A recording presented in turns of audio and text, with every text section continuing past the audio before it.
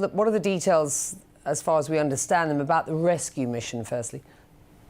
Well, we've been hearing from volunteers at Alarm Phone detailing their attempts to raise the alarm bell to signal distress in the Mediterranean as these two boats were capsizing. One of them had already capsized when they sounded that alarm bell, calling for authorities and nearby vessels, both in Italy, Libya and Tunisia, to pay attention to what was happening there in the Mediterranean, if nearby, to signal their presence, if able to offer any sort of support. Now, of course, we have learned from Tunisian authorities that at least 27 people have been confirmed to be dead following the capsizing of both of those vessels just off the coast of Tunisia. Some 83 people were rescued. But as you mentioned, Becky, this really signals the dire situation that we are seeing. At least 4 boats have capsized in just the last week. We are seeing the number of people being killed as a result rising already into the new year. And this follows another devastating year that we have seen.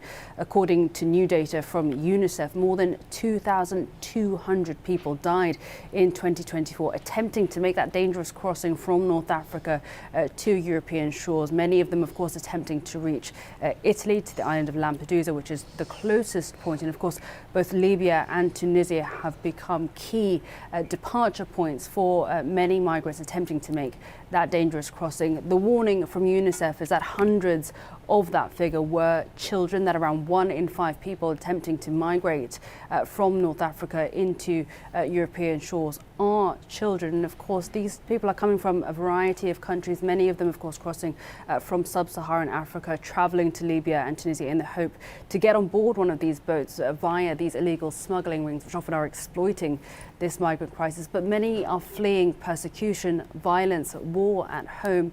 And of course, this is a hugely dangerous crossing. We know that there have been significant deaths over more than a decade now recorded. And of course, yet people are still so desperate to make that crossing in search of refuge. But what we're also seeing at the same time is European nations really cracking down on migration policies, toughening regulations on the border. And now, of course, some countries like Italy deporting migrants to third countries for processing elsewhere. Becky?